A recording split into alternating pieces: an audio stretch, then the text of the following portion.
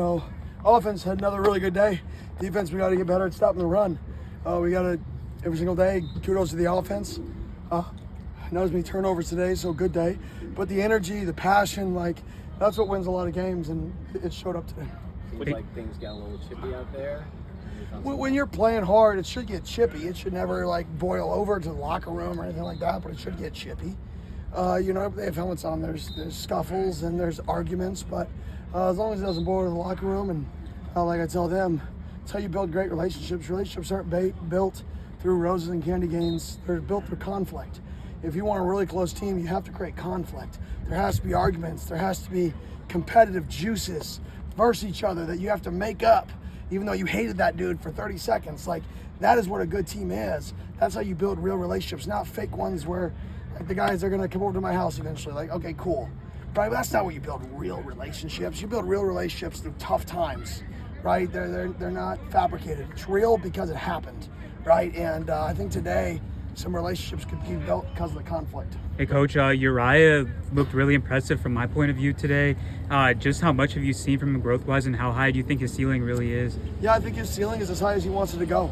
His growth from year one to year two is miraculous. From a kid who played small ball quarterback to coming out here holy cow, this wideout thing, it's a whole new world, to now being a guy that's out there, you're he can make a play.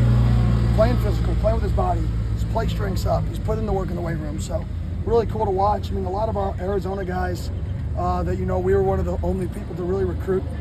I think that's kind of our niche is, we've done a really good job with the Uriahs. And, I mean, the list goes on. James Giggy, who's going to help us this year, the Tristan Bacons.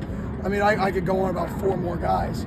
But it's just those guys have done a really, really nice job for us. And that's always great to see that, we see people in camp. We evaluate them. We like them. They're from our own state. They come here and they get better and better and better, and then they eventually play for us. And it's cool to see Prayer Black go. I mean, there's a few more. What do you think of the battle in the trenches today? Thought it was good. I think the offense is still getting the best of the defense right now when it's in the core. Defense, we're doing a few more things, but offensively, if you can move people the other direction, you're going to be pretty good. The game gets simple. So good for the offense. The defense has had their days, but the last 2 days I think would be not offense from a physicality standpoint. Our first true scrimmage is on Saturday, so I'm excited to see how that works. For about half of camp, how would you kind of define the pecking order of quarterbacks? I wouldn't say there's pecking order. I'd say there's good competition right now. What have you thought about Jake Fetty? Yeah, he's really mature for being a freshman. He has really good pocket awareness for being a freshman. Most freshmen, the pocket collapses, they kind of freeze. He has really good escape plans. He's been coached by good people. His coaching staff in high school did a good job.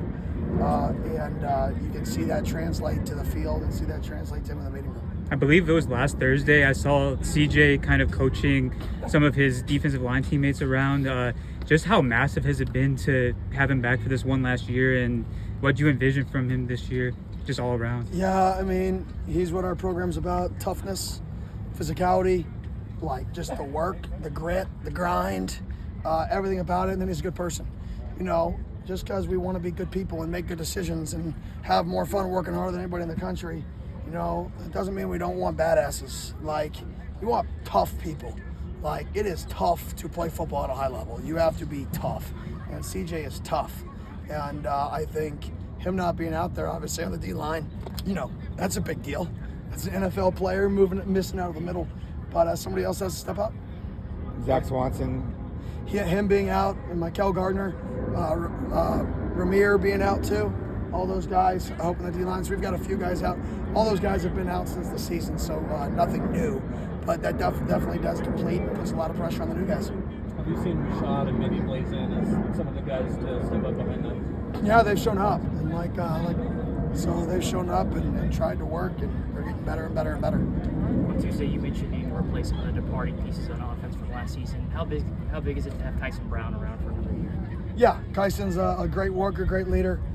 Like I said last year, week 1 he was our number 1 going into the game, and obviously he had some injuries last year, but he's been here since day 1. Barrett honors kid, smart, does everything right, works hard, tough. So I'm glad he's back. Awesome.